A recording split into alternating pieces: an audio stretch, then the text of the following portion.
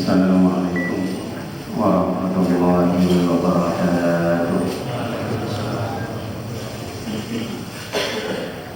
Alhamdulillahirabbil alamin. Nahmaduhu wa nasta'inuhu wa nastaghfiruh. Wa na'udzu billahi min shururi anfusina wa min sayyi'ati a'malina. May yahdihillahu fala mudilla lahu wa may yudlil fala hadiya lahu.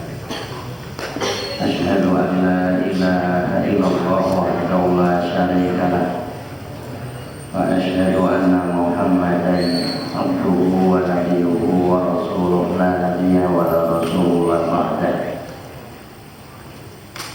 Wa qala tabaraka wa ta'ala ya ayyuhalladzina amanu taqullaha haqqa tuqatih wa la tamutunna illa wa antum muslimun. Ya ayyuhalladzina amanu taqullaha wa qulu qawlan sadida yuslih lakum a'malakum wa yaghfir lakum dhunubakum wa may yuti'illaha wa rasulahu faqad faza fawzan 'azima. Allahumma shrah sudurana wa tazawwaz an sayyi'atina wa hab lana fahmal anbiya wal mursalin wa hab lana fahmas salafus salih. Allahumma anfa'na bima 'allamtana wa 'allimna ma yanfa'una wa zidna 'ilman wa na'udzu billahi min ahwali ahli nar. Allahumma la sahla illa ma ja'altahu sahla wa anta tas'alul hasana ila syi'ta sahla. Rabbi shrah li sadri wa yassir li amri wa hlul 'uqdatam min lisani yafqahu qawli, amma ba'd. Ikhwanul fillah, Bapak Ibu jamaah yang dirahmati Allah Subhanahu wa taala. Saya wasiatkan kepada diri saya dan kepada panjenengan sekalian untuk selalu bertakwa kepada Allah Subhanahu wa taala. Dan jangan sekali-kali kita nanti menemui kematian kecuali bahwa kematian kita ini pada prestasi keislaman kita yang terbaik. Beriman dan bertakwalah kepada Allah Subhanahu wa taala dan berusaha untuk berkata yang benar, berkata yang lurus, karena dari perkataan yang benar dan lurus itu akan memperbaiki amal dan perbuatan kita sekalian dan akan banyak mengampuni kesalahan-kesalahan kita. Dan demikianlah ketaatan seseorang kepada Allah dan Rasulnya, yang dengan itu akan dimenangkan kemenangan yang besar di dunia dan kemenangan yang besar kelak di akhirat. Bapak Ibu yang dirahmati Allah Subhanahu wa taala.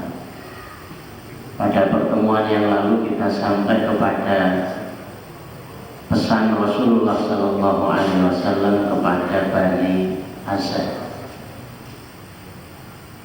Beliau sampaikan menyempurnakan dari 15 hal perkara yang dipegang teguh oleh Bani Asad.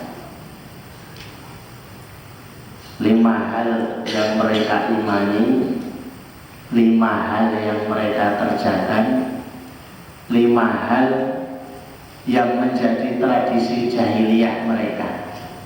Dan ternyata Rasulullah SAW menyetujui untuk diteruskan. Mengimani kepada Allah, mengimani kepada malaikat, mengimani kepada Rasul, mengimani kepada kitabullah, dan mengimani kepada yaumul akhir, hari berbangkit. diperintahkan untuk 5 hal dilaksanakan, melaksanakan persaksian asyhadu an la ilaha illallah wa anna muhammadar rasulullah, mengerjakan sholat dan mereka sudah melakukan itu, membayarkan zakat dan mereka melakukan itu, saum di bulan Ramadan dan mereka juga melakukan itu, dan ibadah haji di Baitullah jikalau Allah menyampaikan dan memampukan perjalanan ke sana, dan mereka juga berusaha untuk memenuhi itu. Kemudian 5 hal yang mereka biasakan sejak jahiliyah. Mereka berpesan, jikalau engkau sukai kami akan teruskan, jikalau engkau tidak sukai kami akan tinggalkan ya Rasulullah. Apa 5 tradisi mereka itu? Yang pertama, mereka biasa bersyukur jikalau diberi nikmat. Mereka biasa bersabar ketika diuji dengan masalah. Mereka qanaah terhadap setiap pemberian Allah SWT. Mereka benar di majelis-majelis dan mereka menghilangkan dendam terhadap musuh-musuh. Barangkali kita bertemu dengan sebuah tradisi yang aneh. Kok ada tradisi yang memegang seperti ini? Sehingga pujian Rasulullah kepada mereka, hukamaun, ulamaun, kalian ini orang-orang yang bijaksana, kalian ini orang-orang yang alim. Kadu min fikhihim ayakunu anbiya. Sungguh karena kefahaman mereka, dalamnya kefahaman mereka tentang din, mereka itu hampir-hampir menjadi nabi. Dan karena tidak mungkin ada nabi setelah Rasulullah SAW. Wa ana azidukum khamsan, aku akan tambahkan 5. Fatutimmu lakum asyruna khaslatan, yang akan menyempurnakan 15 tadi menjadi 20. Yang pertama, in kuntum kama taqulun, jikalau kalian seperti yang kalian ucapkan, maka aku tambahkan yang pertama, fala tajma'u ma la ta'kulun. Janganlah kalian mengumpulkan apa yang tidak kalian makan. Pesan yang singkat tapi luar biasa manfaat, agar kita semua ini bisa berlaku hebat. Dan itu bukan pelit, karena menjadi kebiasaan seseorang andai kata tidak ada nasihat seperti ini, itu ngumpul-ngumpulkan, nimbun makanan. Ada kalanya ditimbun itu dalam kondisi masih mentah, dan ada kalanya itu dalam kondisi sudah matang. Mari kita contohkan, sudah nyayur bayam, nyayur lodeh, goreng tempe, goreng kerupuk, terus goreng bandeng. Mie ayam lewat tuh dijaga, dimakan semuanya. Besok pagi paling jatahnya ayam. Kemudian masih beralasan lagi, yang alasannya itu ngeles, sodakoh ke ayam. Sodakoh mubazir. Kalau cukup dengan sayur bayam dan tempe sudah. Terkecuali panjenengan ingin masak banyak, kemudian berbagi kepada tetangga-tetangga. Terkecuali panjenengan ingin mengundang teman-teman, walaupun itu belum biasa, seseorang itu SMS, undangan makan bersama, menikmati sayur bayam lauk tempe, operasi 12. Tapi kan sudah berusaha untuk undangan. Biasanya undangan kan sate, gulai, atau kiro-kiro, sayur bayam tempe. Tapi kan karena kita terlalu banyak, atau kita sengaja ber-SMS, saya punya sayur seperti ini, lauk seperti ini, berkenan nggak menerima, saya akan kirim kirimkan. Agar kita tidak terbiasa dengan tradisi menumpuk ini, dan itu berbahaya.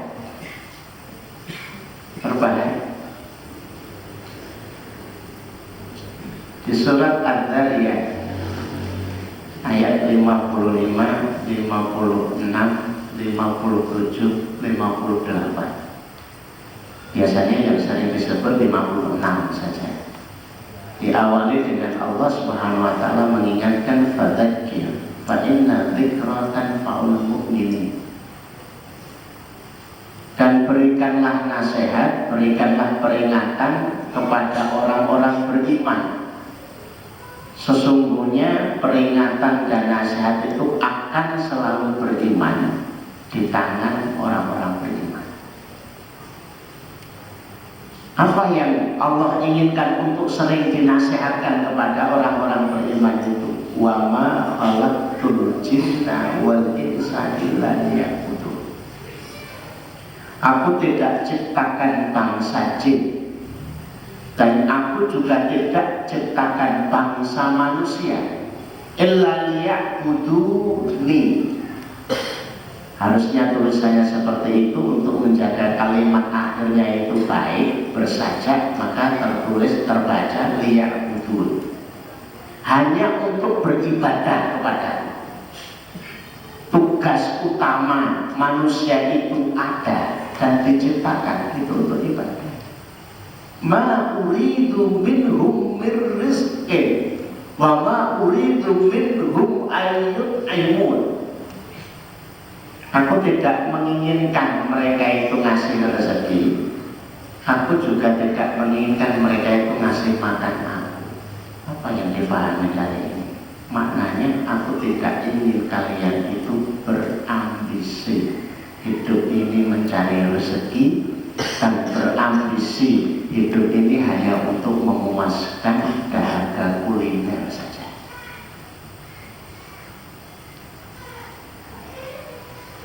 Innallaha huwar razzaq. Allah yang ngasih rezeki. Dzul quwwatil matin. Allah pula yang punya kekuatan, lagi punya kekokohan. Apa yang disangsikan? Kalau penciptaan kita itu dalam rangka untuk hanya mencari rezeki yang itu sudah dijatah oleh Allah, rugi.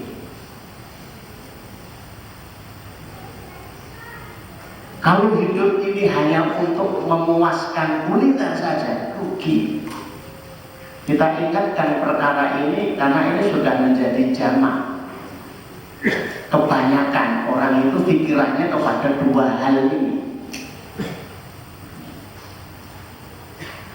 Jam 9 sebelum mata terpejam sambil ngitung usuk, itu pikirannya sesuk agar dia sesuk sing tak SMS sopo, calon pelanggan saya siapa, besok dapat untung berapa, besok saya kerja di mana, saya besok punya sesuatu istimewa apa dalam pekerjaan saya. Kalau nggak begitu pikirannya, sesuk sarapan ini, makan siang di mana, makan malam di mana, ini bermangan nih serba sambel, saya ini makan nih serba sayur, sesuatu ini serba lauk. Pikirannya itu sampai terbawa kegelisahan dalam urusan rezeki dan urusan makan ini terbawa setiap para bapak pulang ke rumah. Pertama kali yang ditanya kepada istri dan anak-anak, wis mangan kurung.